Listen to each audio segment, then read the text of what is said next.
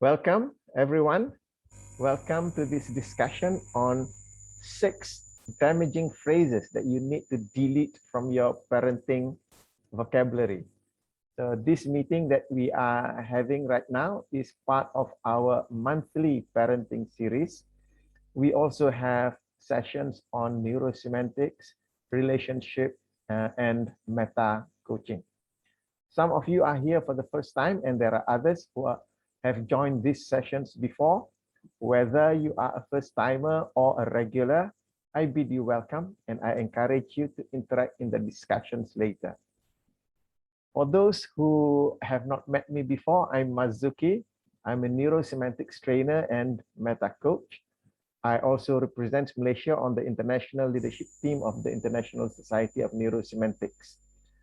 I help people like you to systematically develop skills in leading, communicating, and coaching to bring out the best in yourself and others.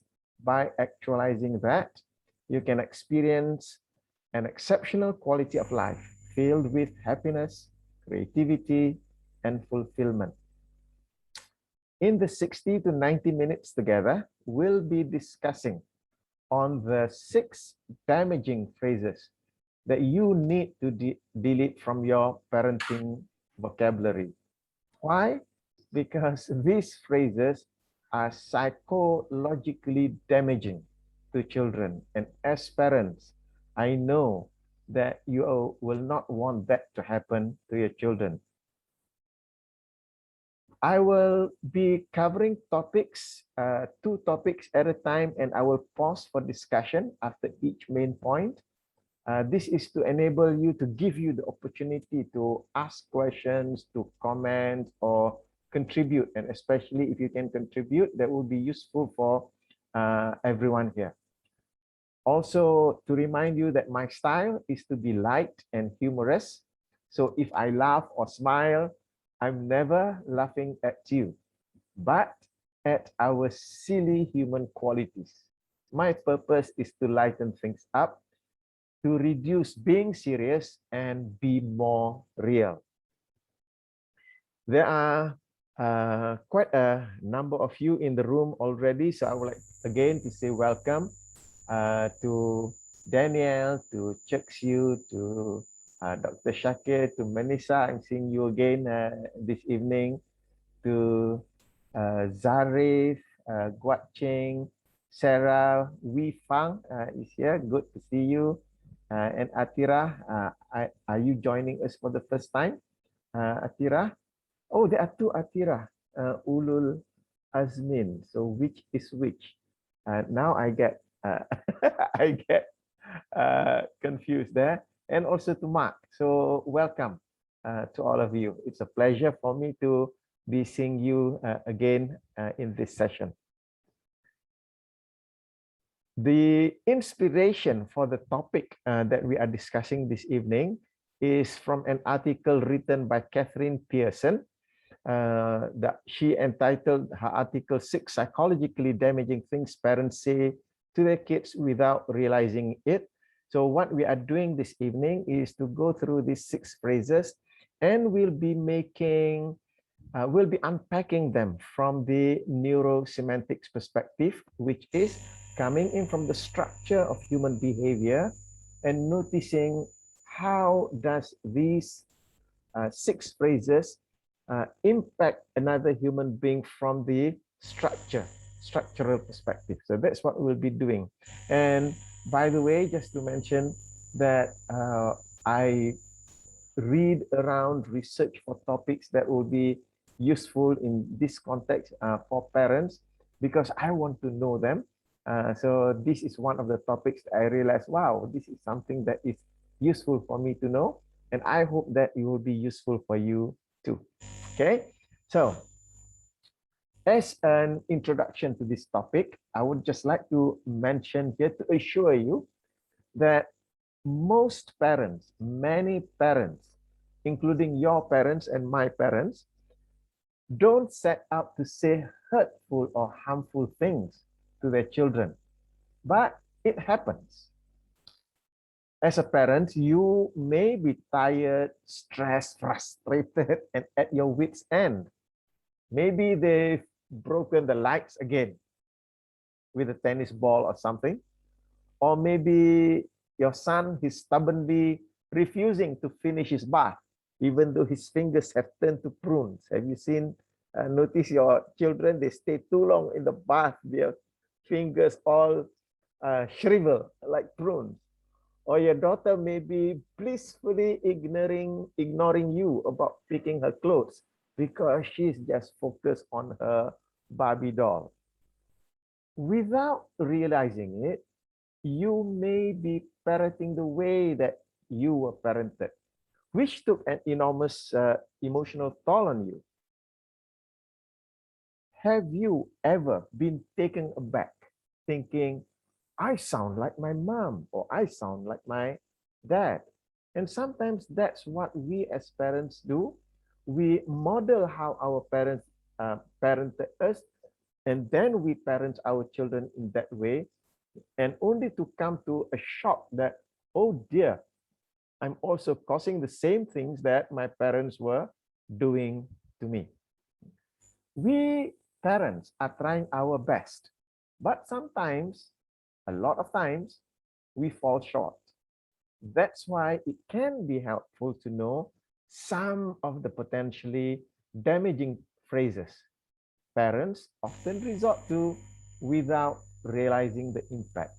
And I keep repeating this word, doing things without realizing the impact or without really doing it, because we may be on that autopilot. We are just doing things out of habit, not realizing that out of habit part is damaging our children. So this session is not about beating ourselves up. It is about doing better by being a bit more conscious about our language. And I feel that as we go through this session together, you begin to realize how important, how impactful our language is to our children. So are you ready to begin with the first one? Yeah. Okay, so let's start with the first phrase. Oh, yes, let me just put it on the screen so that you can have a look at that. Now coming up on the screen. So let's take the first one, which is, it's not a big deal. So that's a phrase that sometimes we as parents say to our children. It's not a big deal. Kids often cry or melt down over stuff that seems silly to you. But while kids crying and whining can definitely get under the parent's skin, particularly when it's over something you think they should be able to cope with, it's harmful to diminish their very real feelings by basically telling them to back up. These little problems and the emotions that come with them are actually huge to our kids. When we discount their emotional responses to the very real challenges, we are as if we are telling them, how you feel doesn't matter. It's silly to be afraid or disappointed. The cause of that meltdown may be small to you. However, that meltdown, that emotion that the child is going through is real to the child. So when we as parents say to our children, it's not a big deal, what we are doing, this is unpacking it from the neurosemantics perspective, we are discounting. We are discounting their feelings. We are discounting their struggle. We are saying that that's not real. That's not true. We are invalidating. We say that that's not important. That's not true. That feeling that they are feeling. And we can also be prohibiting by saying that we are saying to them, no, you shouldn't be feeling that way. So these are these are the meta programs, discounting, and also the distortion of invalidating or prohibiting something can have a lasting impact on the child's psyche, on the child's life. So that's why it's not a big deal. It's not something that we want to say to a child. We want to honor the child's experience by saying it's not a big deal. We are just dismissing it. We are discounting it. We are invalidating it. We are prohibiting it. So instead of saying it's not a big deal when the child cries or melts down, what you want to be saying is to acknowledge what they are experiencing. You to take a moment and try to understand things from their perspective. You can say something like, you seem really scared or frustrated or disappointed or mad or angry right now. To acknowledge that, to be allowing it. Should we talk about it now and figure out what to do? When you say it in this way, you are communicating to the child that yes, I understand you are experiencing that. Let's see how we can overcome that. When you say that it's not a big deal, you are saying to the child, no, what you are experiencing is not good, it's not right. So that is the prohibition that comes in. Yeah. So when you say that you seem really scared or frustrated or disappointed right now, ultimately you're helping them to label their emotions. And this is an important part of developing emotional intelligence, to experience it and label it, because the moment you label it, now you are in control of that emotion, and making it clear that you are there for them, regardless whether, however the child is feeling. By saying that, you are saying to them that I am here for you, I am here for you, and I will be here for you to overcome this situation. An example that, if I may give, is that my daughter, Shaima, when she was handling her second child, a son by the name of Muhammad, however, grandfather calls him Pဃᴏᴜ. And Pဃᴏᴜ was crying and shouting. And what she did with Muhammad was, she went up to him and asked him, are you angry or upset or sad? So, because she knows that at that age, Muhammad does not know how to label his feelings yet. He feels those feelings. He is uncomfortable those feelings. And yes, he was at a time whenever that he felt that sensation, that emotion that is called anger, he was afraid of that feeling, because that emotion was so strong. He became afraid of, he used the word monster. It is as if that he had turned into a monster, feeling that way. So when Mama asked him, are you angry or upset or sad? So that allows him just to put a label on it, to name it. And then he replied, angry. And then Mama asked him, are you angry with Mama or Papi or Kakak? So now he's able to bring his attention to the cause of his anger, because when he was experiencing that, he was consumed by the emotion, and he did not know how to control his body.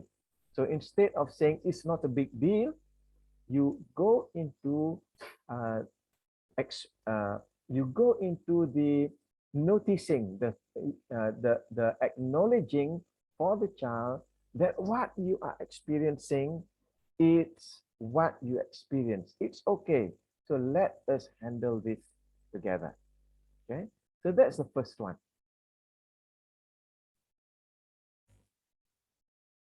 The second one is this statement in, oops, yeah. You never or you always. So these are generalization statement. You never listen to me. You always mess up your room. You are always making noise. You are always throwing your toys around. You never clean up after your play. So these are statements that parents sometimes use, and this is a statement that you should also take away from your vocabulary. Yeah? Children have their patterns, but saying always or never does something simply isn't true, because people don't always or never do something. People do things and sometimes people don't. So that's why marriage counselors advise clients to avoid the word never with their partners altogether. So similarly with children, using broad statements is a red flag that you've stopped being curious about what's happening in this particular moment with your child. It misses the opportunity for you to teach them what they should and what they can do the next time. Because what happens is that you have noticed a certain pattern and you overgeneralize. So this, from neurosemantics perspective, we are talking about this way of operating of generalizing. This is a part of how we look at information. We look at the pattern and then we generalize everything as that. So always, you notice certain behavior, you say always doing that. And the issue is that the child feels that they have been labeled that way. Yeah? And the other issue is the meta program of all or nothing. So just because the child operates in that way, let's say the child doesn't clean up, doesn't keep the toys after playing, and you say to the child, you never clean up after you play your toys. So that is all or nothing, meaning to say you have just overlooked the many times that they have cleaned up. So what you are doing when you say you never or you always, you are lumping all of the undesired behaviors into the child and negating or pushing aside all the useful behaviors. So the child begins to identify him or herself with that particular label that you have used for him or her. Okay, so that's basically what's happening when you use the term you never or you always. So instead of using that term, what you want to be doing is that to remind yourself to be curious about your child when your child is engaging in a particular behavior at a particular time. So meaning to say, it is about contextual thinking. So when the child, let's say, doesn't clean up after play, so you're just looking at that context. Okay, my child is not cleaning up after play. So what can I do to bring him or her to the point whereby my child can make changes here instead of bringing in all the other previous experiences. So when you do this, it really helps to connect by getting physically close to your child in that moment so that you are not shouting at them from across the room. So be there close to that child so that you are not shouting. But when you are right there, physically close to the child, finding the reasons from the child about why he or she is doing that, the child notice that you are totally in his or her presence, and the child is not distracted by anything else. Imagine that you are shouting to the child from far. Why aren't you putting your toys away? The child's attention is to so many things, as opposed to going up to the child and saying, look, your toys are still not, so you are there fully in person with the child. And because you are close, now you are not shouting, you are speaking gently. So that makes a lot of difference. And when I mentioned to you speaking gently, I've been watching a comedian on YouTube, and this particular comedian was doing a generalization of his mom. And when he mimics the mom, it is always shouting. And in his mind, his mom is always shouting at him. And this is something that we do not want to happen with our children. So to prevent yourself from shouting, to help the child to overcome whatever it is that they need to overcome, go close to the child. Speak gently, speak with soft tone. In that way, the child will be able to hear you. Okay, so 2 points that we've covered for this evening, and I would like to open up the discussion to all of you here. So the first point is the first phrase that we want to get rid of is the phrase of "it's not a big deal," because when we do that, we are discounting, we are invalidating, we are prohibiting. And the second phrase is "you never," "you always." So that is a generalized statement, and it is an all or nothing statement. And these two examples are examples of phrases that can be damaging to your child. Okay, so I'd like to open up for comments, discussions, or contributions from you. Daniel, go ahead. Yes. Yeah. Yes, Mr. Mazuki, I have a question. For the second phrase, you never or you always do what and what. I hear it sometimes from my girl. I know that I might sometimes saying it to them, so probably they pick up from me as well. So how do I teach them on this when my girl says that she never, probably she's complaining about her sister or their friend, or even complaining about me, so she will use this term as well, you never or you always. So what can I say to her about this? Yeah, thank you. Thank you for asking that, and specifically to Daniel and also to anyone else who are familiar with the meta model of language. How we handle an allness or generalized statement is to look for the exceptions. So if, let's say, you never hug me when I'm angry. Yeah? So what you do is that you search your memory bank to look for one instant, specific instant. Say, remember last Friday when you were angry and I came and hugged you? Did I hug you at that time? The child's mind will just go, oh. So the moment you bring an exception, then that allness fades away. Yeah. So that's how you deal with an allness statement, a generalized statement in that sense. Okay. All right. Thank you. Yes, thank you. And if it is an adult who uses that, it's as simple as if you say that you never smile at me in the morning. All that you need to do is never. And that sends his brain to look for that exception. So excuse me, Mazuki. Yes, go ahead, Dr. Shakir. Please clarify, you're discussing on what's the range, the age of the child that you're talking about on this. Okay, thank you.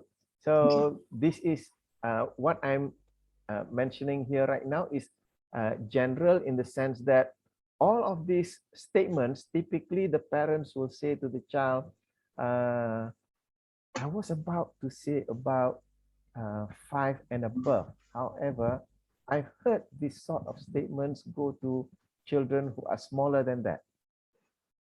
Oh.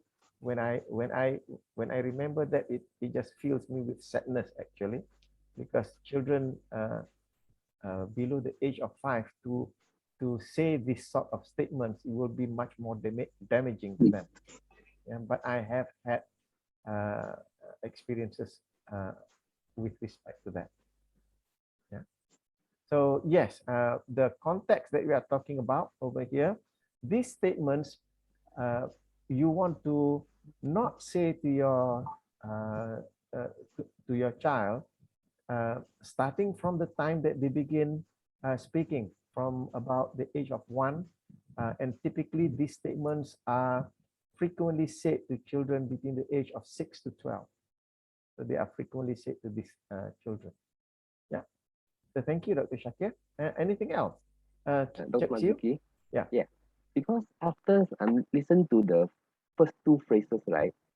Actually, instead of parenting, right, actually it can be used in any part of our life, right, to anybody also, right? Not only to the small kids kind of thing, especially when we are working to our subordinate also, we cannot always say, you see, you always like that, you always late, you always like the Chinese old school, I'm our parents kind of generation, he always scold me, you never do a good show for me to see, kind of thing, you see. This man, I never accomplish something kind of things, you see. Just in Chinese say, 你未做過一隻好戲俾我睇 kind of thing, you see. Like that. So that's why, yeah, that's why it's something like, it's like you demoralize them kind of thing whatsoever. Just like we talk to our colleagues, our whoever friend also, you can say, you always like that one. He always late one. I don't need to wait for him, kind of thing. So actually, it's not only for parenting. Actually, it's one of like those kind of like interpersonal communication skill kind of thing, not only for child. To me, I mean, after listening to the first two phrases, yeah. Yes, you are right. Yeah, even to adults, we want to avoid doing this. It's just that it is more damaging to children, because the way that children look up to you as parents, it's a totally different ball game. For example, when you are an adult, and let's say you have an abusive boss, yeah, your boss abuses you in that way. How you take it is different from how little children take it, because maybe you are so used to getting the abuse to the boss, you come to the point, this guy is worthless, I cannot. Yeah. So there is that part of you that is rejecting it, right?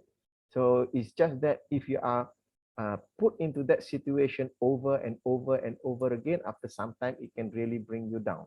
However, little children, the way they look at parents are different. I will use this word. Children look at parents as if they are God. So whatever comes to from parents are 100% true. So that's why it is all that much more damaging to little children psychologically, because they just absorb it and believe it.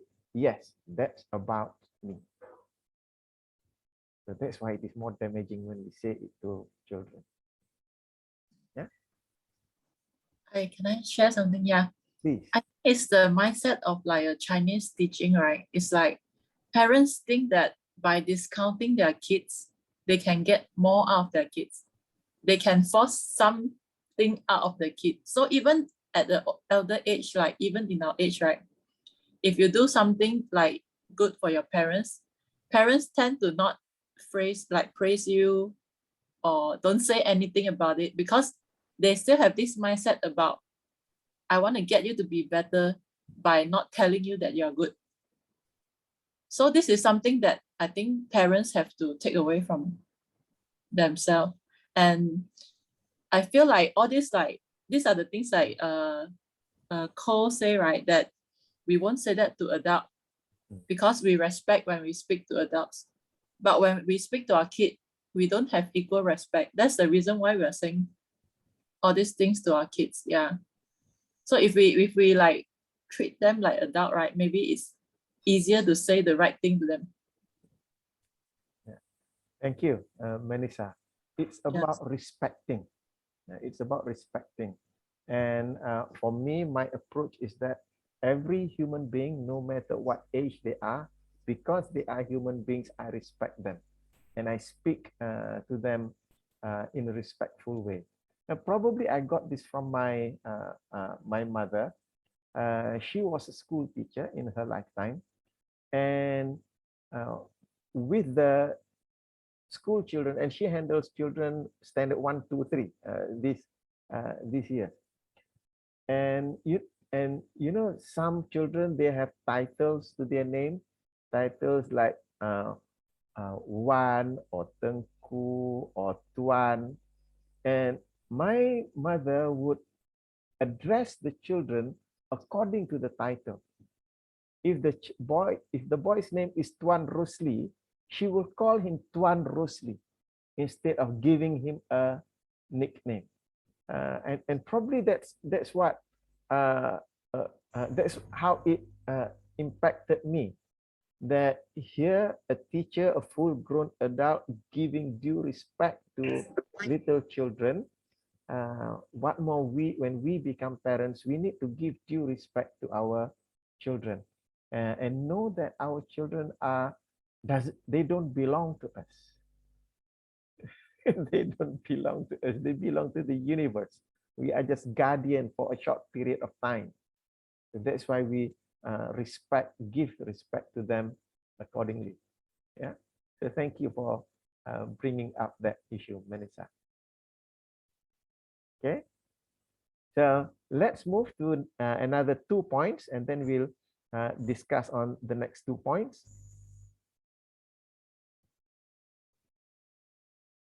Next one is this statement: "You make me sad when you do that." So this is when parents feel disappointed with the child's behavior. Maybe the child takes money from your purse without telling you, and you say, "You make me sad when you steal money from me." And by the way, little children don't know that they are stealing. That is a concept that they need to learn later. So you make me sad when you misbehave. You make me sad when you when I tell you to shower immediately when you come after play, you didn't, and you go and play something else. You make me sad when you do that. Okay, so this is another phrase that we want to get rid from our vocabulary. It might really make you angry or make you upset or sad when your child doesn't listen, but it is important to set and hold boundaries between throwing your emotions into the mix. So what you are doing here is you are mixing the child's undesired behavior with your emotion. You are throwing your emotion into it. Now, you need to realize that those feelings, those emotions are yours. They belong to you. It is not theirs. Plus, you are setting a precedent by potentially giving them a lot of negative power, meaning to say you are giving them the power of making you sad. So that's what happens when you say that. When kids feel like they get to decide if you're happy, sad, or enraged, they may happily take the opportunity to continue to push your buttons down the road.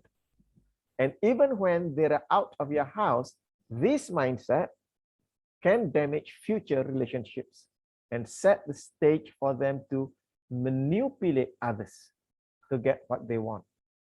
So by saying, "You make me sad when you do that," you are saying to your child, "You have control over my emotion. You have control over my feelings." One is it can create guilt in the child. The other is it can, because children are excellent pattern detectors. So if they detect that they can control your emotions through certain behaviors, they will keep doing certain behaviors in order to get you to be emotionally charged in order for them to get an outcome. It doesn't mean that they are bad or evil. It's just that they realize, hey, you are teaching me a strategy of how to control you. So since you taught me that strategy, I'll keep using that strategy. So it is not about the child being good or bad. Children are just efficient pattern detectors, and they detect the most efficient strategies for use.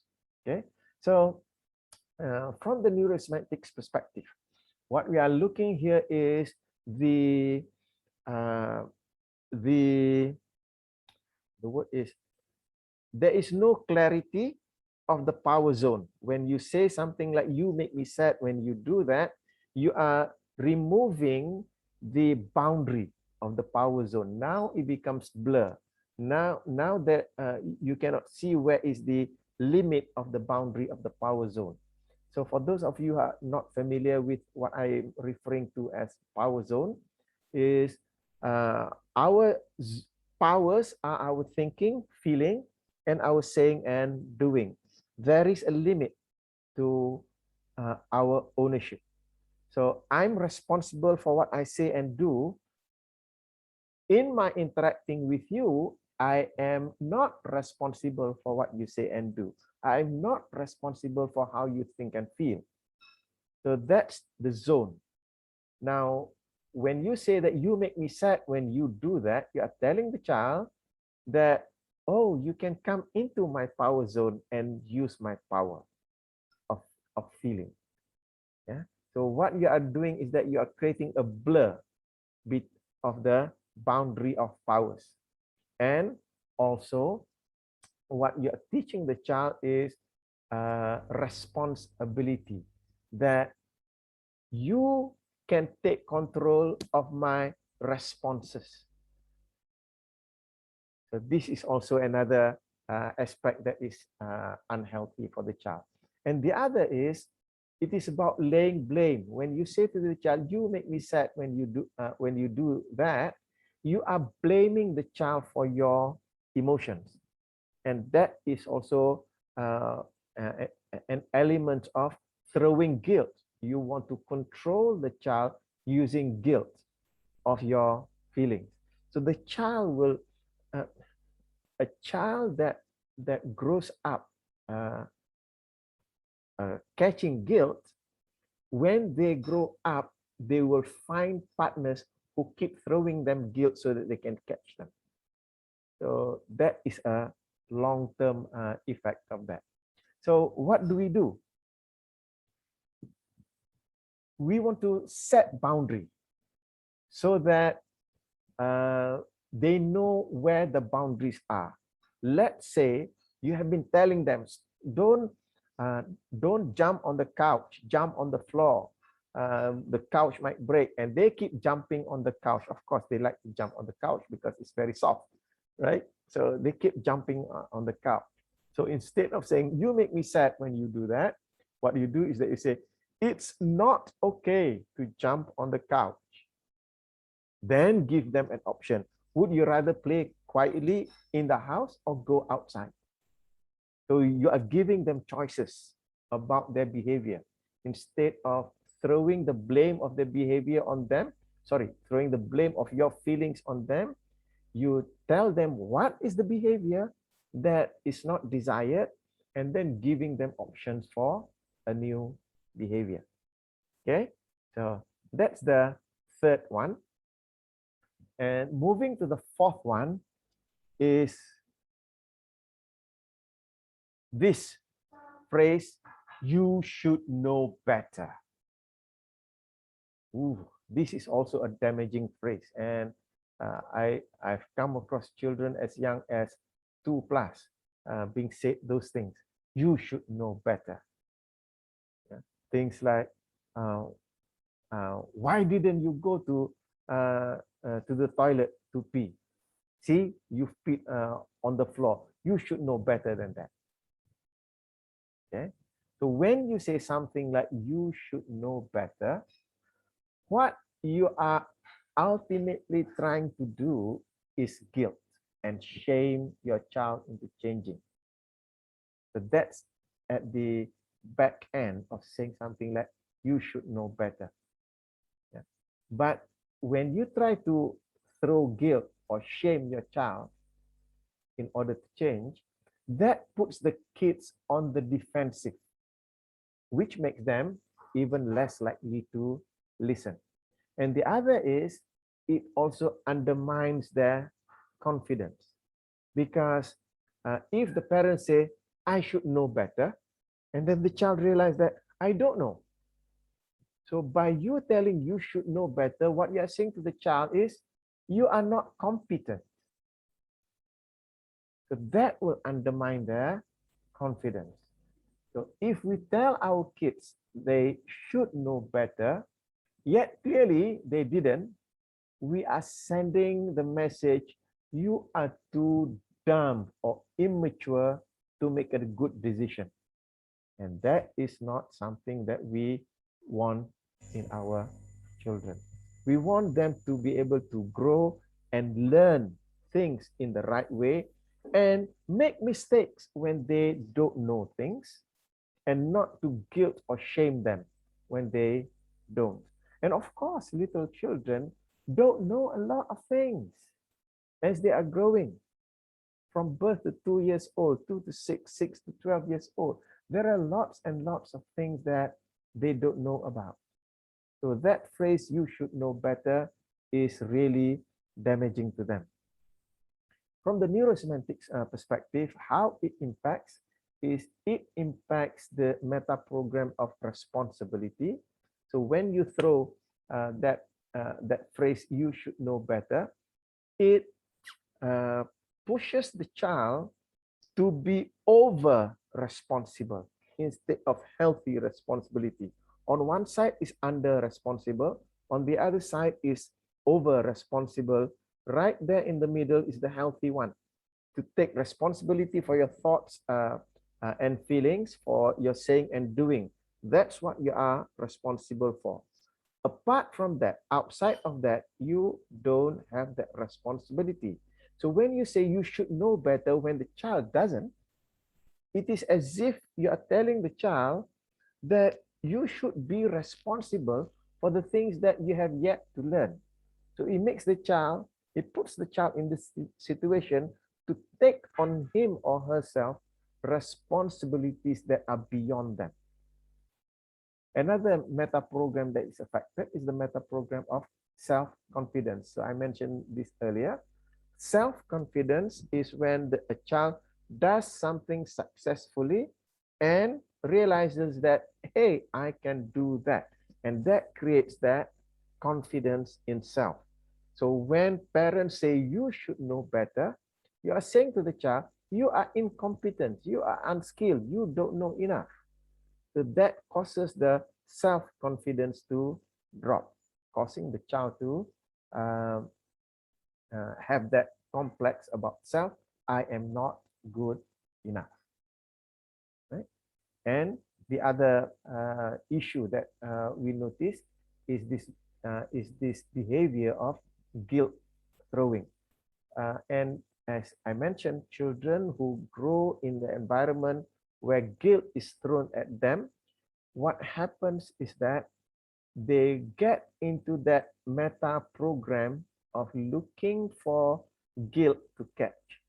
So they can get into situations, into relationships where people are throwing guilt at them and they just accept the guilt. And this is damaging for the psychologics of the person. So what do you do instead? So when something happens that you realize that the child shouldn't be doing, just to calmly say to the child, looks like we've got a situation here. What can we do to fix this? And what I noticed my daughter has been doing with her daughter is that she brings in humor into it.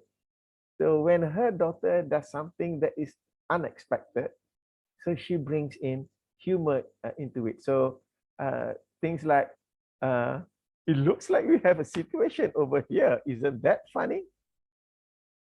What can we do to fix this? So this is to prevent the child from getting into the state of what's wrong with me. Okay. So the goal is to focus on solutions, not problems. So children practice problem solving and fixing their own mistakes instead of you telling them what to do in order to overcome that. When you ask the question, so what can we do to fix this? They can come up with their own ideas of how to fix problems, so that they exercise their mind to think about ways to make better choices in the first place.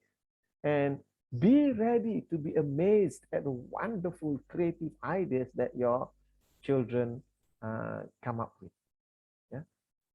For those of you who know me, I've mentioned this example about how little children can, come up with solutions that you did not think of.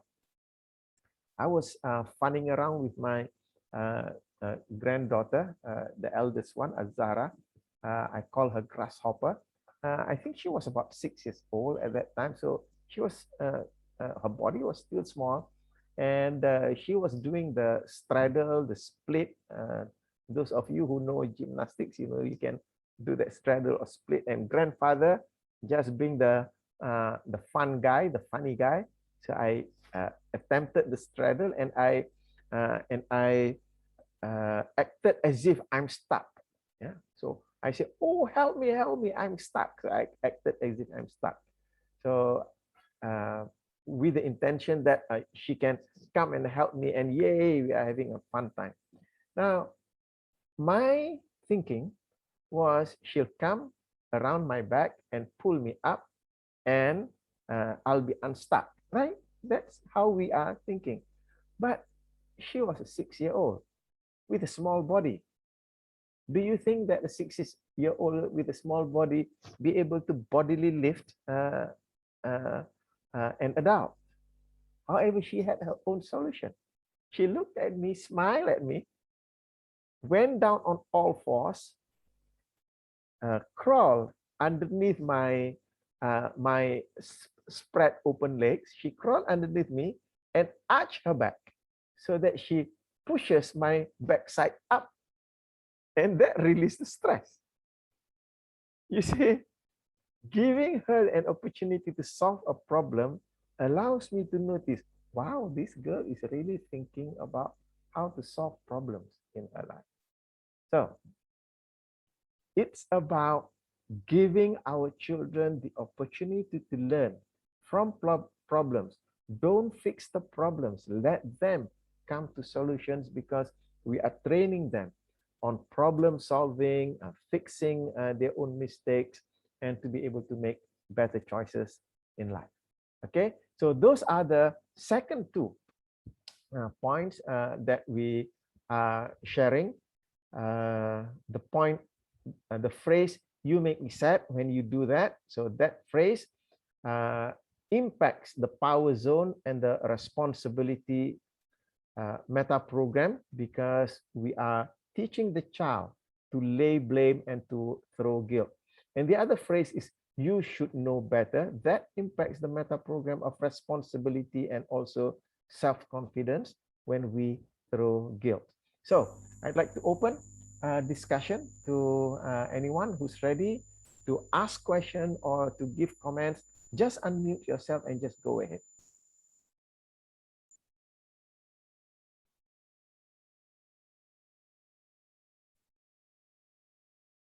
Anyone?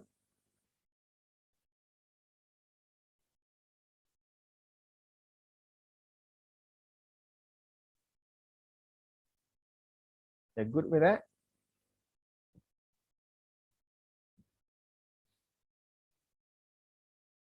Right. Thank you. So if you're good with that, then let's move to the next, the final two phrases that we want to avoid, get rid from our vocabulary.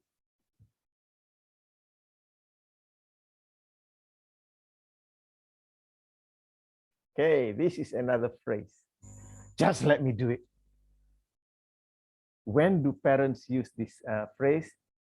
When you're rushing out the door or waiting for the child to complete a simple task. It is a simple task to you, but not to a child. Okay.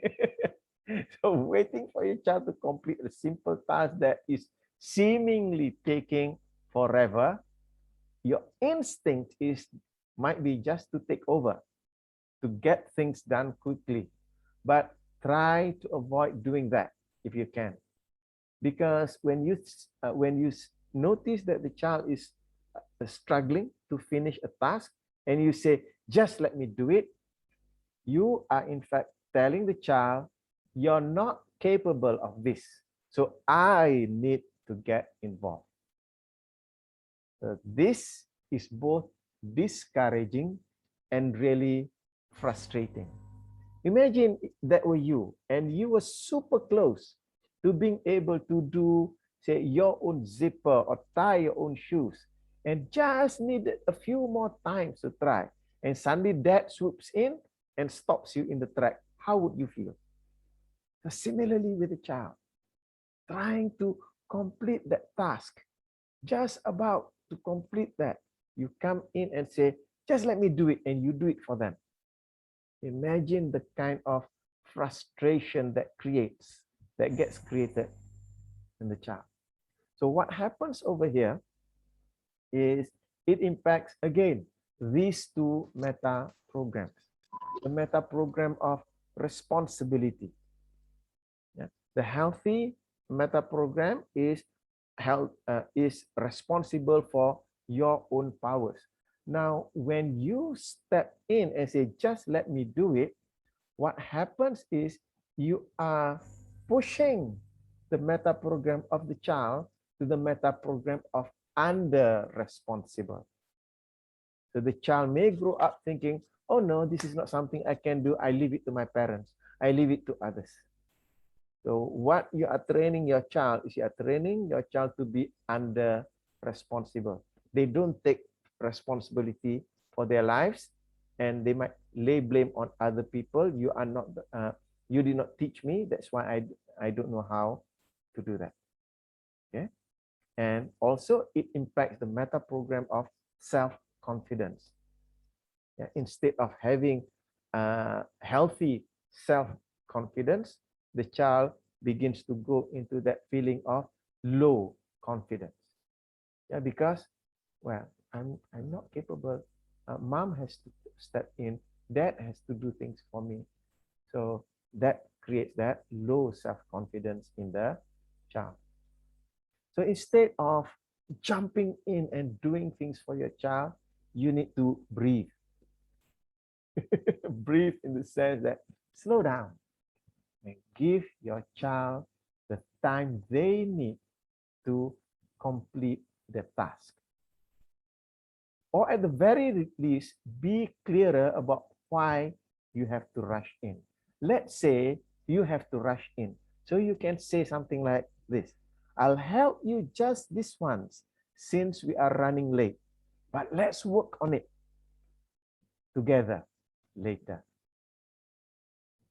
It's just that it is healthier for you to spend time with your child, allowing your child to finish it on his or her own.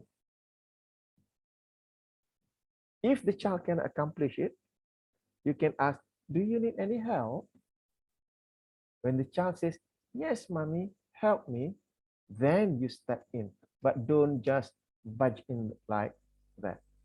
And this is where I see, and it hurts me, it pains me, it saddens me when I see parents trying to rush the children to do things. I've seen little children running after their parents in the shopping mall because the parents are walking too fast for the child. Don't they realize that one parent's step is 3 steps for the child? So parents need to learn to take a 3rd step so that you can keep in step with the child. So in shopping malls, in parks, parents not patiently allowing the child to do things for themselves. Even when going to the park, hurrying the child along, or some parents, they put the child on a pushchair and push the child along, not giving the child the opportunity to run in the park. And when I look at that, I say, oh my goodness, are they training the children to be on the wheelchair for the rest of their lives? That kind of thought comes to me. So parenting takes time. If you want to write something, please write this one down. Parenting takes time. It requires time. It requires you to give the time for the child to be able to learn to do things for themselves. Okay, so that's point number 5. Let's move to the 6th and final point, which is the labeling. You are a, so label. You are stupid. You are useless. You are lazy. So this labeling the child with a certain label which will prove harmful to the child. One of the most valuable things that parents can do for the children is to simply avoid labeling them, because when you label, that becomes their identity. So this is part of a person's model of the world. So they have, when they think about themselves, what do they mean? And then what do they believe about themselves? And what is the self-identity? So when you label them, you are stupid, the child takes on the identity of stupid. And because of that, they'll behave stupid. And I give this example. It's funny and it's tragic at the same time. I don't know about you, but I grew up at a time whereby schools stream the children according to how well they do in the class. I don't know whether they still do it today, but during my time, the students who do well in class, in exams, they put in A class. During my time, they don't have the cempaka or kenanga or biru merah. No, it's class A, B, C, D. Students in A class know they are clever because they do well in exams, and teachers also say that you are clever. Yeah, I remember a certain teacher, Mr. D쏘ᴍᴜ. He geography. He wrote a geography book, and the geography book was also textbook for our school as well. Mr. D쏘ᴍᴜ. He came into the room always saying, "You all are so very clever, so very clever." So he used that, and yes, that is positive labeling. At the same time, afterwards, I will also go into the reason why so-called positive labeling can also bring negative consequence. So in his case, he uses positive labeling. So he keeps saying to us, we are clever, to the extent that I come to believe that, wow, I'm so clever. That kind of thing, right? Now, labels hurt the parent-child relationship because they get in the way of parents seeing their children as struggling and needing help. Because when you label your child as lazy, you cannot see that they are not able to accomplish the task because they don't know how, they are struggling. So you only see them lazy. Okay, that's what the label do to you. Yeah? Parents start to link certain behaviors with whatever label they've given to the child, rather than digging in and really trying to understand what's happening developmentally. So if you have labeled your child as stupid, whatever things that the child does that is undesired, you lump it together into that level. That's why he cannot do. He's stupid. That's why he cannot do. He's lazy. That's why he cannot do. So you don't see that there is that developmental progress coming in, and that is the cause of why the child is not able to do things. And labels also take us further out of compassion and curiosity. Labels cause us not to be curious about the child's behavior because we've already made a decision that explains the child's behavior. And this is the damaging thing, is that labels also have the potential to become self-fulfilling. Yeah, it becomes self-fulfilling, and this I noticed in school. If you have an opportunity to take last time we have the school book, buku tahunan or whatsoever they call it, the yearbook, and they take a picture of student, standard 1, A, B, C, standard 2, so all of those. Look at those pictures. Yeah. You look at the A class students. You see, A class student, they have labeled themselves clever, intelligent, smart. Look how they take photo. Clever student, look like that. Look at the E class student or the D class student, because they've been labeled stupid, useless. And when they take picture also, because that has already gone into their body. So that is what we are referring to. It becomes self-fulfilling. So that's why it's dangerous. If children hear from parents that they are a certain way, yeah, they are lazy or messy, they might come to accept that as true. And even when they behave differently, they will discount that new behavior. No, I'm a messy person, so that's why I cannot be taking care of my room because I'm messy. Mama says I'm messy. Yeah, so this is what happens. Even labels that seem positive, like you're smart, can actually be harmful.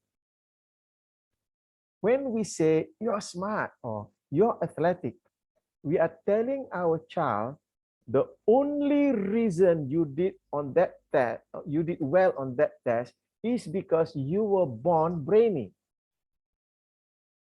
Or we are, as if you are telling them, you wouldn't have made that goal if it weren't for your natural ability. What happens if the next time the child doesn't do well? Then they get confused. How can I, a smart student, not do well? Smart students are supposed to do well. So they get confused, they get discouraged, and then they begin to question their own abilities. And there has been a lot of scientific evidence, studies has been made. Children who are labeled as smart, when they grow up, what happens is that they will be able to do well because of that belief they are smart and they have natural talents. But when they hit a wall, when they fail, when they don't do well, what happens is that these children, after some time, they'll quit. Because I'm already so smart and yet I can fail.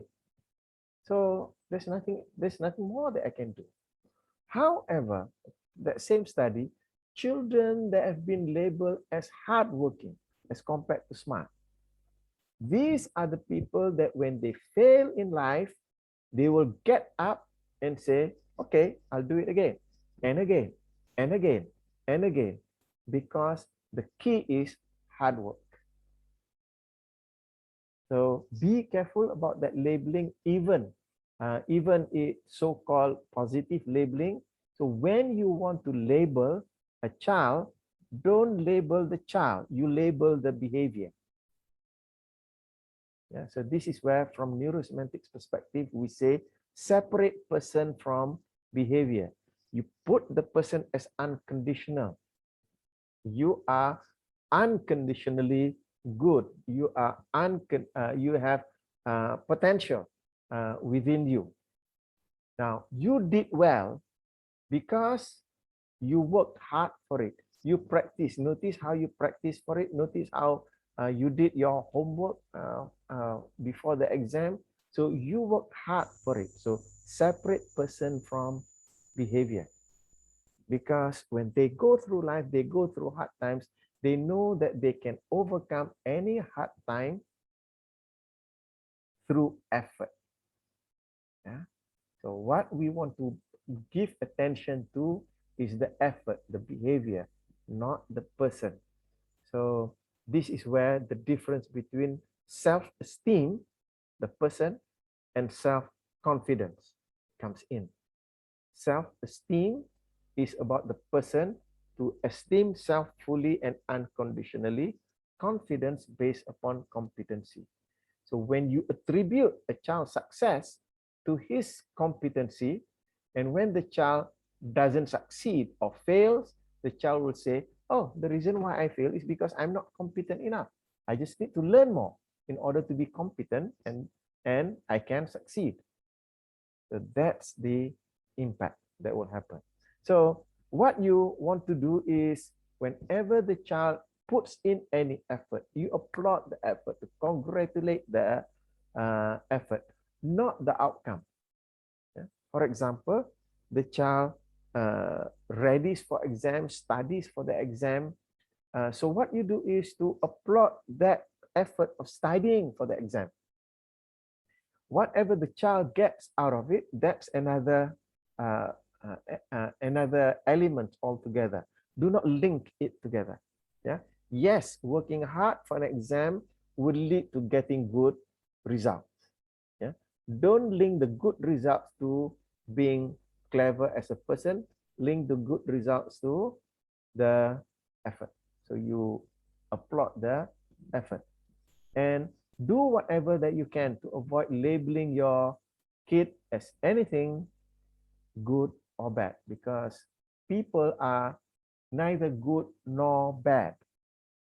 It's people's behavior may be good in one context and may be bad in another context. Yeah, and I was talking about this earlier in the afternoon. For example, the behavior of being on time. We teach our children to be on time. Is that a good or bad behavior? I have that behavior, that habit of keeping to time, to the extent that years ago when my parents were alive, me living in Shah Alam at that time, traveling all the way to Kota Baru to meet my parents,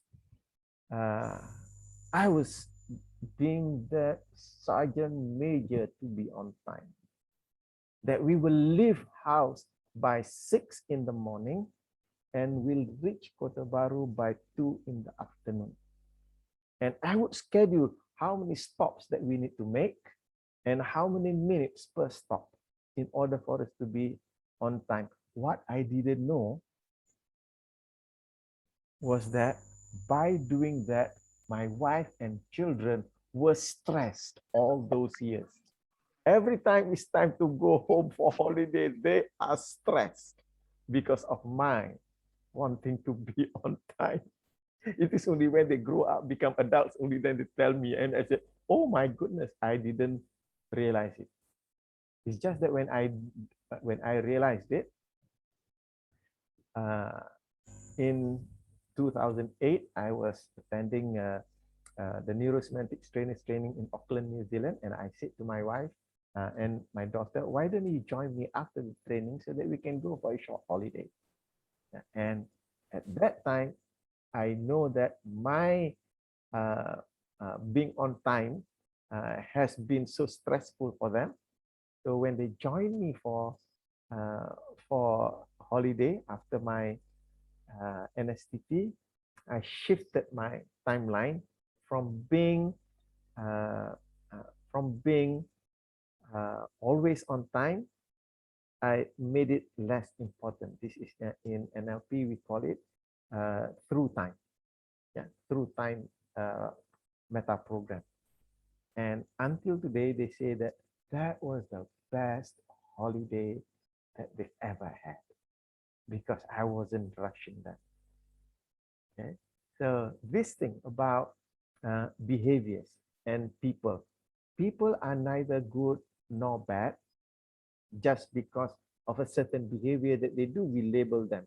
People are people. People are potentially good. They are intrinsically good. Yeah.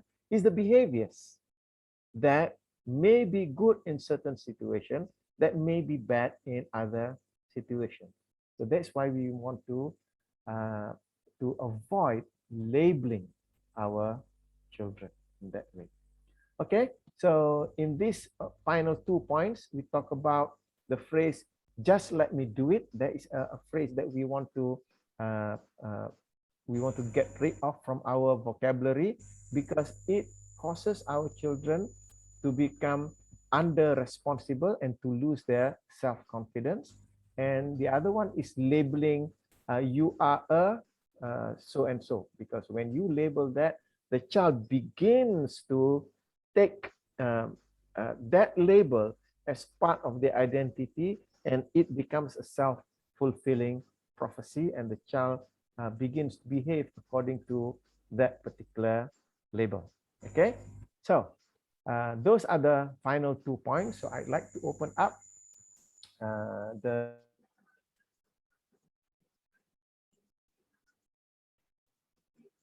for any questions or comments. Zuki, yes, go ahead, Dr. Shakir. it's very interesting to hear that, and we have to travel back 20 years, 30 years ago, our life. I think when all these things become a culture, it's quite difficult to undo it. So, because you mentioned just now about, you're talking about contextual thinking and other things. Maybe, of course, at this moment of time, people, students, kids are being used to use computer, handphone and whatnot. Does it have any influence toward their character? The student behavior, the kids' behavior, does it affect them or not? Because that's the way, because they can see things, what is right, what's wrong, I do not know, but slightly in terms of using this computer and handphone, there are some influences that I think can affect them. Does it take into consideration this element also? And when we discuss about this six that we shouldn't do, how will you address to that?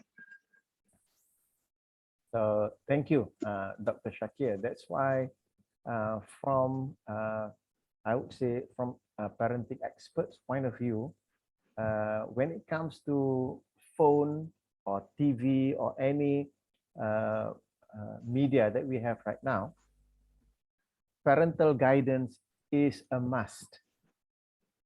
Parental guidance is a must, because children are like sponges that absorb water. They absorb that information. They take it personally. So what are the meanings, beliefs, values that the computer or handphone is bringing to them? They are open to all of them.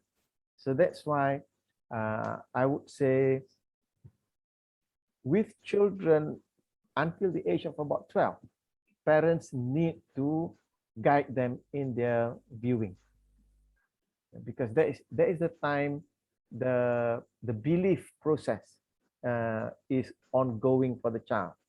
So the child can easily absorb a certain belief. And the issue, if any one of you have watched the documentary, it's called The Social Dilemma. Yeah, because we have social media. The social dilemma is that the algorithms these social media are creating in order to feed us with information that we have browsed earlier, because that's how they determine whether that information is suitable or is the word is relevant for us. However, that creates an echo chamber. And we are being fed with information that suits our own thinking. We do not see other information. That echo chamber can be very damaging, especially with little children, because children learn through repetition, and being exposed to that kind of echo chamber about certain values, certain beliefs, can take them away from the values that you want to bring them up with. So that's where we need to be very careful. And that's my take on it. Yeah.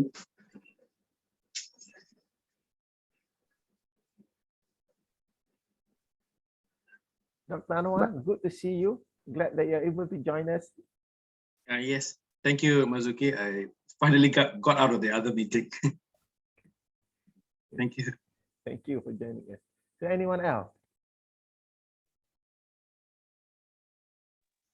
Dr. Marzuki, Yeah. just now you, okay, Daniel, you first. It's okay, you go ahead. Oh, okay, thank you. Because just now, add on to what Dr. Shekhar asked just now, because when it's about Facebook or Instagram, all this, because and then that system also will fit us on what we have browsed before, kind of thing, where they have their AI and analytics at the back to do all this kind of thing to fit us with whatever thing alike kind of thing. So if that, let's say the small kids, they actually, because they keep on receiving, and then they also so-called flock around with those the same feather with them one, for example, the same age kind of thing. So to them is it's like that. That is the fact to them kind of thing. But how are we going to tell them actually this is not true? This is so-called an illusion kind of thing. Because why? Because to him it is a 10 a.m. bright, but to me it's a 10 p.m. dark. So it's like how to let them know that is the darkness there rather than that is the sunlight. So thank you for asking that. Yeah, so that's where the skill of coaching, the skill of facilitating comes in with respect to the child, to teach the child to learn how to meta-analyze whatever it is that they are looking at, depending on their age. So when the children are still small, what you want to do is, yes, they will want to watch TV, they will want to watch, to consume all of those.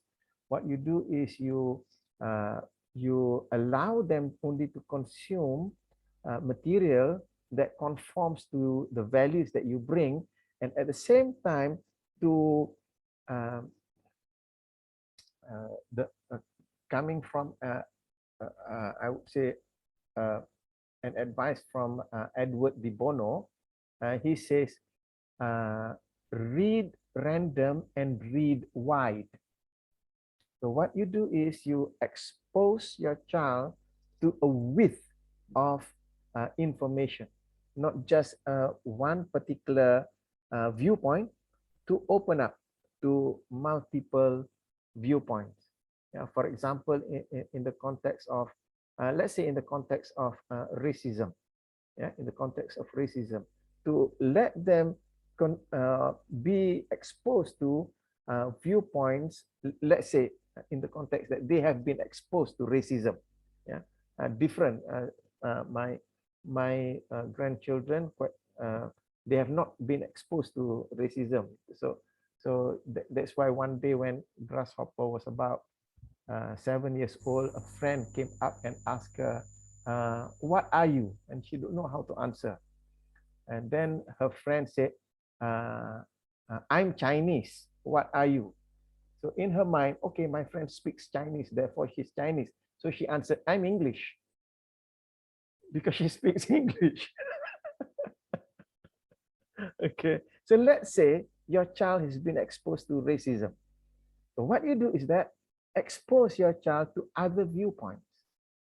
So if, let's say, your child is Chinese, expose it to the Malay viewpoint, Indian viewpoint, the English viewpoint, the Irish viewpoint. Expose to as wide as possible, so that now they have a wider experience of things. Yeah? So that's when they are small, open that wide. At the same time, I keep mentioning about values. Values are what bring people together. And parents want to have close relationship with children, with their children. As parents, you want your children to be close to you. So you want to expose your values to your children so that you can have that loving relationship. So by all means, when it comes to TV viewing or a handphone or whatsoever, let them consume programs that bring those values in. For example, one of the values that I want to bring to my children and my grandchildren are the values of learning. That in order for us to thrive, in order for us to live well in our time and beyond, is we need to continue learning. So I let them consume on YouTube or whatsoever programs about learning. So programs, let's say on National Geographic is about learning about nature. There are also cartoon programs. I can't remember, Grasshopper was watching all those programs. It's about science, it's about math. So exposing them to all of this. So that's how they are able to prevent themselves from being caught inside that echo chamber. Otherwise, when people get caught inside the echo chamber, just a couple of hours ago, I've been reading an article about, this article was written by someone in the States, and he was mentioning the reason why there is a lot of resistance towards vaccination, and the biggest resistance towards vaccination, according to this person, is amongst white evangelicals. So this combination, not just white Republican evangelicals. So these three things, because they get into the echo chamber of people who are white Republican evangelical, they just push vaccine out. They will not vaccinate themselves. That's why it came to the point whereby one person was recorded as saying, "I would rather die than to be vaccinated by this vaccine." Yes, because they are caught into that echo chamber, they are not able to exercise their thinking fully. So to help your children to exercise their thinking fully, expose them to as wide variety of information. It's just that you need to safeguard their safety, because there is a lot of misinformation and disinformation. So you want to be the filter there. Okay? Thank you. Oh yeah, I want to say something. Remember when we were young, we used to have this book like Who, What, and Why. Mm-hmm. The very thick book of who, thick book of why, who, thick book of what, right? It seems that the kids nowadays, like, they don't read this type of book anymore. They are doing a lot like gaming, learning online through games and all that. Do you think that it kind of like it doesn't really help them? It's just technology, but it doesn't really help them to learn more. Actually, it kind of like you say, right, put them in a chamber where they are learning the same thing repeatedly, instead of, like, for us when we were young, we had that book that kept us thinking even more, right? Because we could process whatever information, because we had more input into our brain. I was having a conversation with a friend this afternoon. Is that part of how we respond to the world out here is based upon the map that we create in our mind, and the map is created using pictures, using sounds, and a large part of that map are created by words, because we translate our experiences into words. And this is what we call the auditory digital, our words. Now, when you mention about thick books that you read, you are taking in all of those words, the vocabulary. So having a strong command of language and vocabulary gives you the ability to create bigger and stronger structures in your mind. When you have bigger and stronger structures, that gives you the ability to create multiple and more interesting strategies for your outward behavior. So the analogy that I give is the analogy of Lego set. Yeah? If you buy Lego set which has, say, 50 blocks, yeah? So because it is 50 blocks, then you can build a certain type of structure with just 50 blocks. However, you buy a Lego set with 500 blocks, you can make structures that are more intricate. The same with words, vocabulary. So when your child has the vocabulary that is rich, they can create wonderful structures and meanings inside here. And because of that, they're able to perform more outside here. So it's from inside bringing out. And people who have poor command of language and knowledge of language, because they are not able to create big structures, that's why their behaviors out here becomes weak. So I would say it is not just about books or social media or TV. It's about exposing the children to as much bits of information as they can. Because on TV as well, especially YouTube, there are lots of programs that enriches the vocabulary, the knowledge of little children. I hope you don't mind my giving you an example of grasshopper again. But one of the reasons why I, at the age of 12, I invited her into the Meta NLP program, which is NLP practitioner program, because at 10 years old, she was already consuming the short course on cognitive psychology on YouTube. And I said, wow, 10 years old already going through that. So she's exposing herself not to just the knowledge, it's also to the language of it. So she's able to create all of the structures in the mind. So the way that I look at it is that books is a medium. Videos also is another medium. So they are equally valid. The issue is that the content. So the book that you mentioned, because the content is rich, that's why it brings value. And there are also books that have hardly any useful content. So those books are not beneficial either. So same thing with what's on the internet, what's on TV. There are those that has content that can stimulate the mind. There also has content that doesn't stimulate the mind. They are only stimulating the senses. Yeah, and a lot of video games, they are stimulating the senses, not the mind as well. Some also stimulate the mind. So this is where parental guidance is important, to get your child to be hooked on programs that stimulate the mind.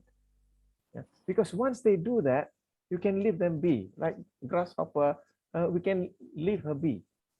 She's not interested in just the you know, when I was growing up, this Looney Tunes cartoon kind of thing, the silly cartoons that has no value at all. However, when I was small, just watching the cartoon, ha ha ha, laughing, shock only. Yeah, but for her, that's not interesting to her anymore, because she's hooked on solid content. She'll go into, I mean, I can imagine a child at the age of 10 consuming material on cognitive psychology. I said, oh dear. So that is the habit building the habit of learning. Yeah. So parental guidance until the age of 12, it's really necessary. Yes, Mazuki. It's interesting to hear that, but the question is, there any empirical data found out how much time the parents have given their time to their kids, number one.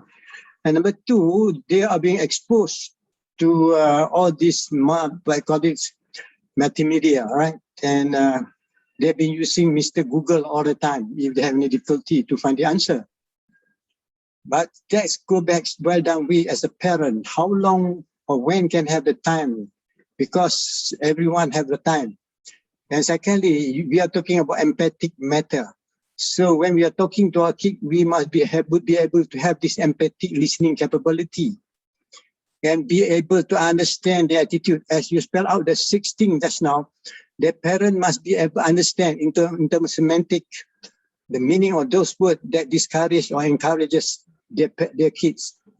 So when they talk about meaning making, is how the kid look at the world from their point of view. Whereas the sense making, how can they survive according to this environment that we are having now?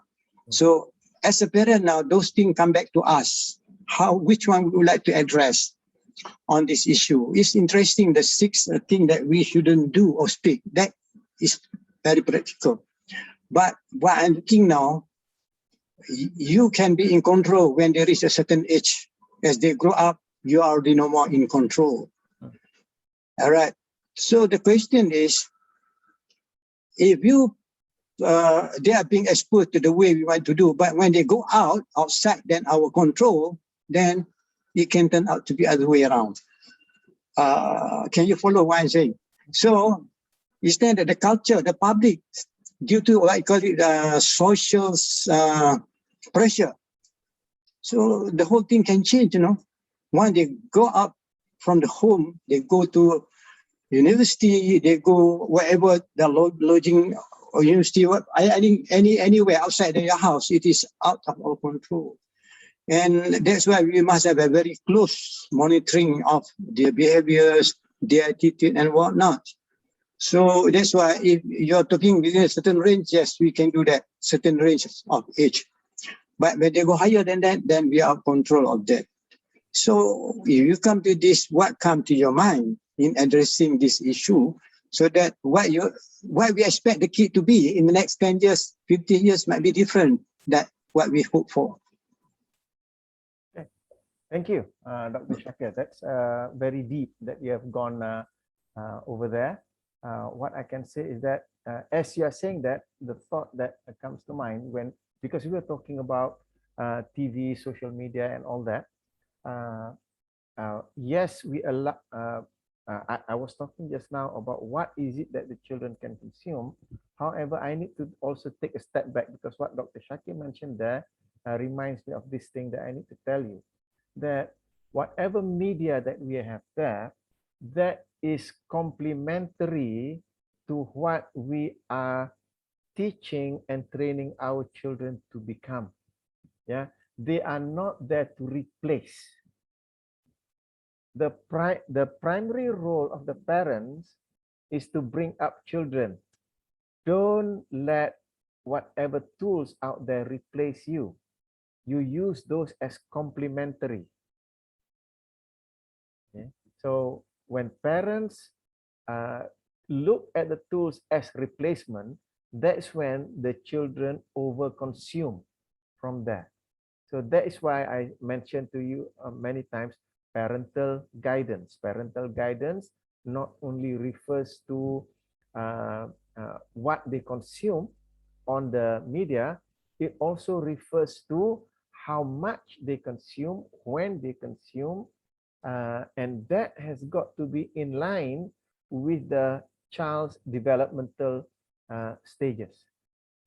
So that has got to come in. I really thank Dr. Shakir for mentioning that, because social media and TV is not there to replace us. It is there to augment, to add additional insight into what we are bringing to the children. The primary development process still comes from us. It comes from our interaction with the children. And when it comes to control, in as much as when the child is, let's say, from the age of birth to about 6 years old, we exert full control about what the child is consuming. From 6 onward to about 12 years old, now you begin to teach the child to assert self-control about what they consume. because once they learn self-control, that's when beyond the age of 12, they will continue to exert self-control rather than being controlled by the media. So that's also another element that we need to bring in, because absolutely right when Dr. Shakir said that we cannot control our children for the rest of their life. So what we do especially is to build beliefs, strong, empowering beliefs from birth to about 6 years old, and then from 7 to 12 years old, that's when we allow them to begin to learn about self-control. And from 12 to about 18, that's when they begin to utilize the thinking developmental process in order to begin to take charge of their lives. And know that we are not there to decide in terms of the professions that they want to do in their lives. They will decide that based upon what they have gone through in the first 6 years, second 6 years, and the third 6 years. However, as I mentioned to you, that as parents, we want to remind ourselves what is the end game of parenting. It is not just about getting our children to get good jobs when they grow up.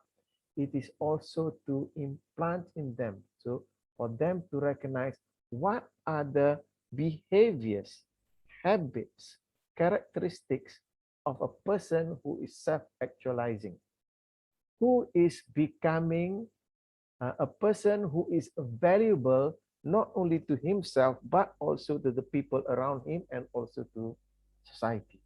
So it is going beyond self. So that is the end game. And we want to bring that value. So that's why I've been mentioning about value quite a lot.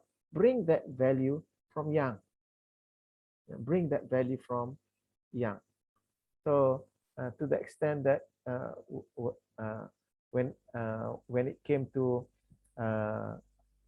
grasshopper, my wife showed to me a photograph that she took when grasshopper was about, I think she was about 4 years old at that time, on all fours on the floor. She was scrubbing the floor with a sponge, cleaning the floor. And her mama was mentioning that she did that of her own accord, without her mama asking her to clean that floor. She wanted to clean the floor. Why? Because she said, when I grow up, I want my house to be clean. So I want to learn how to clean the house. And she was only about 4 at that time. So bringing in these concepts little by little as they're growing up. And that's how we can get our children to be healthy, mentally, psychologically, emotionally, when they grow up. Right? Okay, thank you. So anyone else? Any questions? May I add something to what you've said, Mazuki? Yeah. Recently, I heard a speaker, a presentation, and this presentation said, we commonly say we learn from visually or WCOG, right? Visual, auditory, kinesthetic, and olfactory, right? Then she said, so one more is we learn by absorption or osmosis, because she says sometimes, let's say for instance, like even our nephew and nieces, they go and live in some foreign country, so Australia, very young people, and then 6 months later they speak in their Aussie slang already, right? Or sometimes you see like these youngsters, so 5 of them are doing engineering, and this one guy doing some art subject, and then he become very serious like engineers. I'm just generalizing, or the other way around. Let's say 5 of these people are like artists, like advertising people, and one accountant go in. The accountant will end up behind the flamboyant, colorful dressing and all that. It's absorption. Okay. Yeah. Thank you. Yep. We absorb what's in our surrounding. That's why part of what we want to bring to our children is the skill of thinking critically for themselves. So that's why Michael has been churning out books on learning and thinking nowadays, because we want to absorb the things that empower us, meaning to say that will bring us to become a better person for ourselves and society, and to not absorb the things that are not useful for us. And that the element of absorbing what's in the surrounding is critical as well. We want to take that into consideration. So that's why, as parents, you want your children to absorb the right values, the right habits.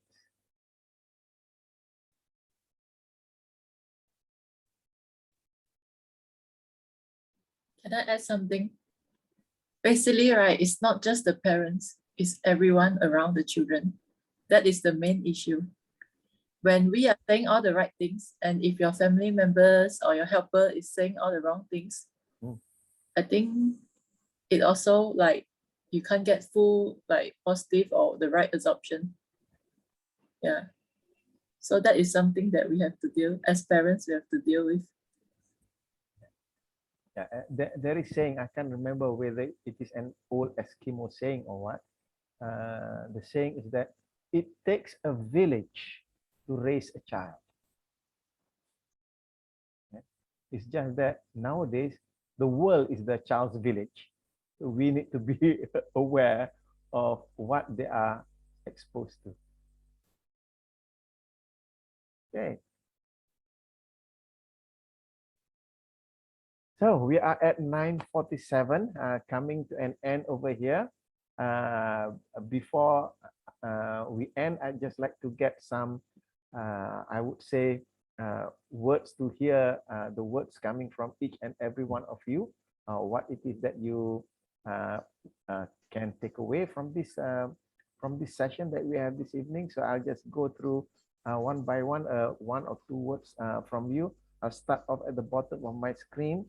If you are able to unmute your mic and say something, I would really appreciate that. I'll start off with Hazelnut down there. Go ahead. Are you able to, would you like to say something before we end? Yes, thank you. Very good learning. Alhamdulillah. I think it was a good discussion as well post the presentation. So I appreciate that and the feedback from the other parents as well. Good. Thank you very much. Thank you. Next, Ni Uma. Thank you, Cik Mazuki. Sorry, actually, that's my kid's name for his PDPR. I've learned a very good point about praising your child in terms of behavior. So that's a good thing to learn tonight. Thank you so much. Thank you. Moving on to Madhuri. Hello. Yes. Yeah. I found it very insightful. I'm an educator. I teach much older kids. I teach at college. So a lot of things that you were sharing, I think, apply to college students as well. Small things like praising them and being very careful about your choice of words, especially when children aren't learning at the pace when you in which you want them to learn. They keep making mistakes and we often tend to be pretty impatient. Yeah. So thank you. I appreciate that you're getting the. Thank you for being here. Moving on to Atira. Are you able to join us by audio? And all your anecdotes about grasshopper were very, very nice. It really brought life to the session. Thank you. Thank you. Thank you. Moving on to Mark. Mark, are you there? Hi, Mr. Mazuki. Yes, Hi. I'm here. How are you? Fine, thank you. And how are you, Mark? Great, fine. Thank you, Mr. Mazuki.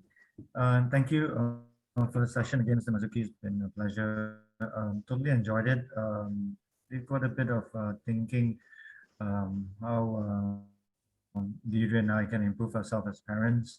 And I think you have helped us a little bit in this department on things that we should not say. And moving forward, I really liked and enjoyed the vocabulary part about kids how to reprogram their thoughts into words. And I think that's a really, really interesting topic. And I hope to learn a little bit more about that as well, hopefully in the future. And look forward to your other lessons, Mr. Marzuki. Thank you very much. Thank you, Mark. Appreciate that. Afikatul Asira, are you able to join us by audio? No? Okay, moving on to Dr. Anwar. Go ahead. Thank you, Marzuki. I missed probably the 3/4 of the session. I was doing something with some another meeting. But yeah, when we read or even watch YouTube videos, I like to watch different things, not only like business alone, but I live like music. What music? Music conductors talk about management, how they run their orchestra. All those things are very interesting. So go very wide in terms of knowledge, right? Then we get a better perspective. So listen to different music from different cultures. Yeah, all that. Interesting. Thank you, Dr. Anwar. Sarah, are you able to join us on audio?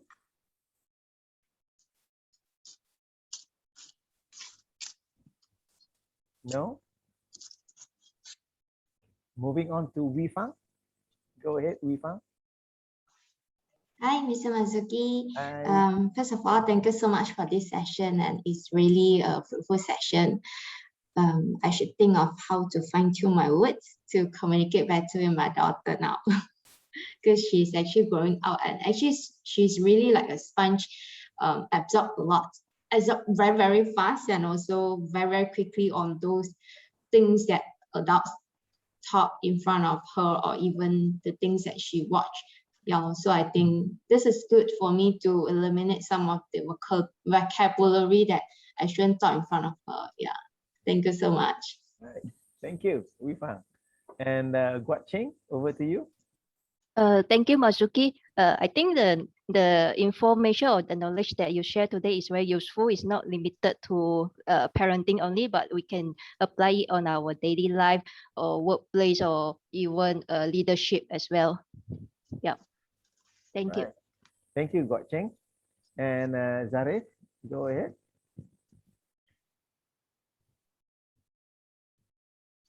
You are still muted. Oh, you are still muted.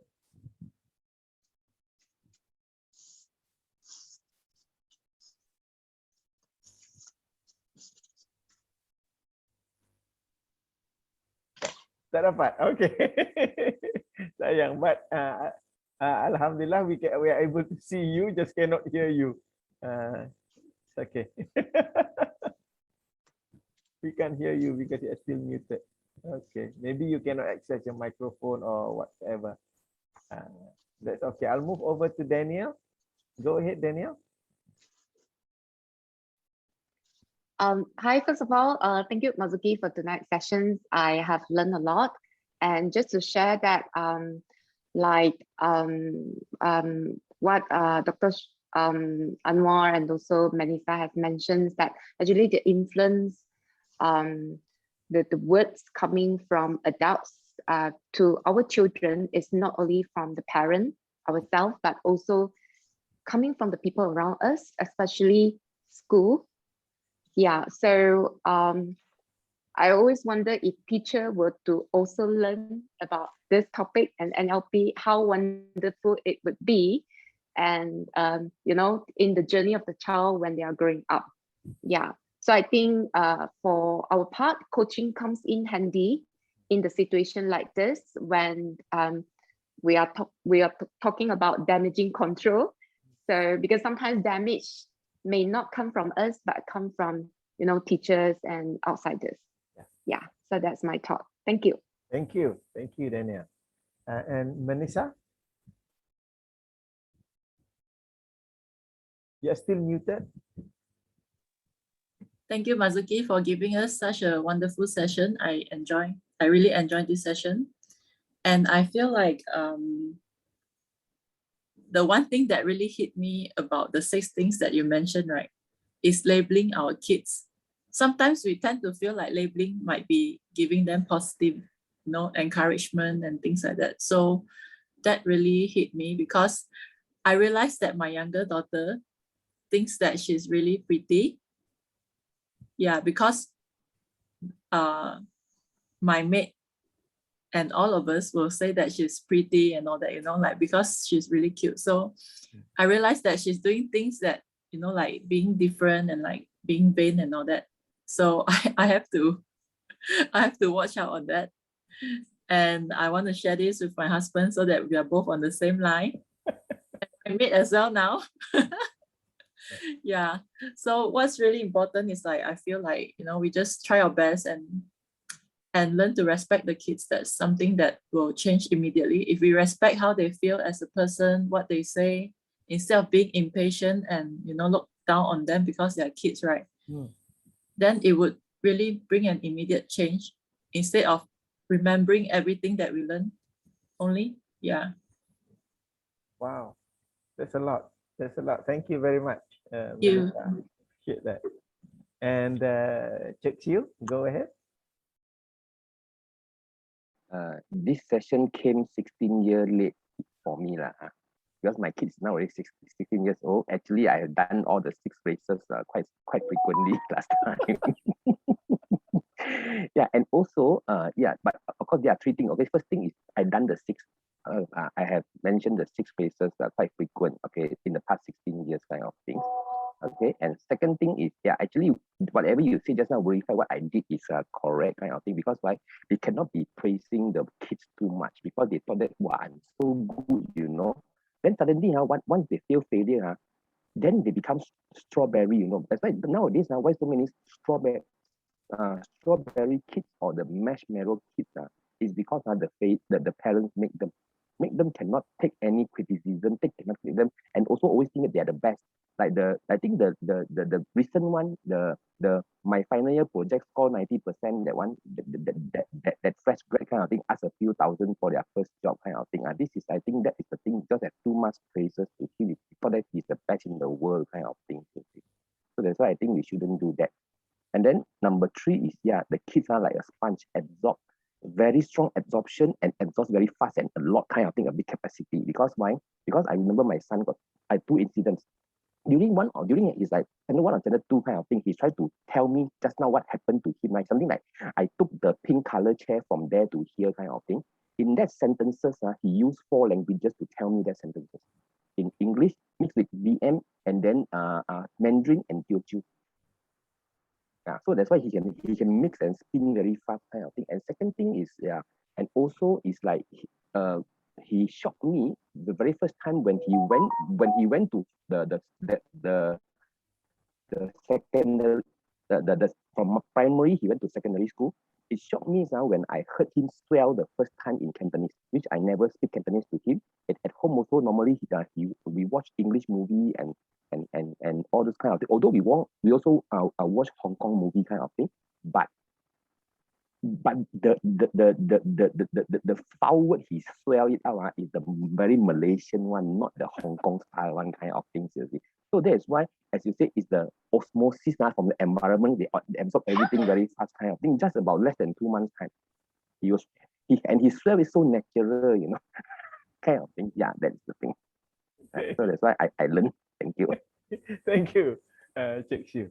And last but not least, Dr. Shakir.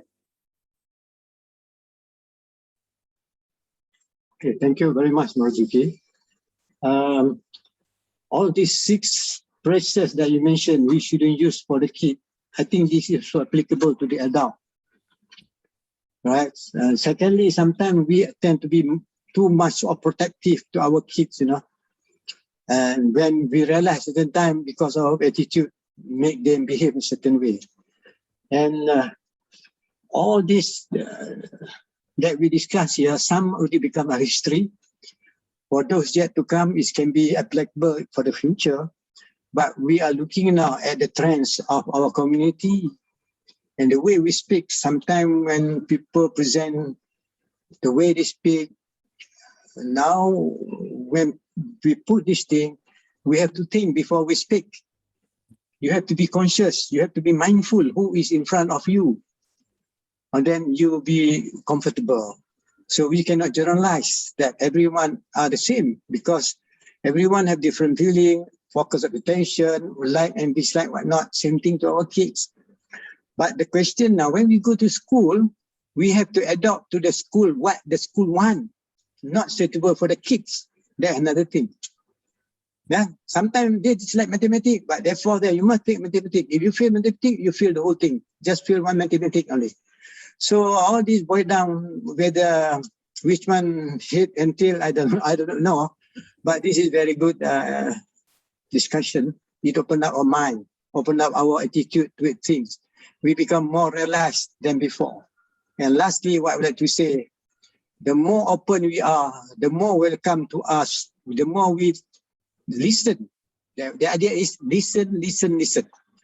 Not to shut up. We must listen, only then we can speak. But if we don't listen, then we cannot speak. Thank you very much, Marzuki, for inviting me. Thank you. Thank you.